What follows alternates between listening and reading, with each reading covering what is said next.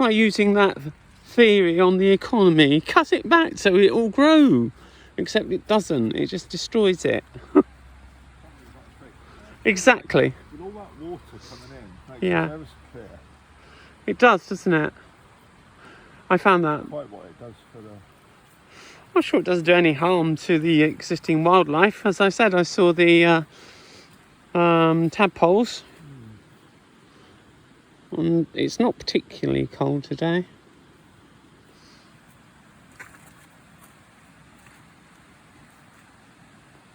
Yeah, maximum water level.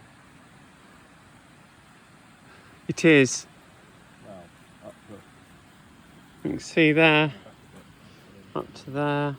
Yeah. Even the stalk. The heron's tail is almost wet, as you can see.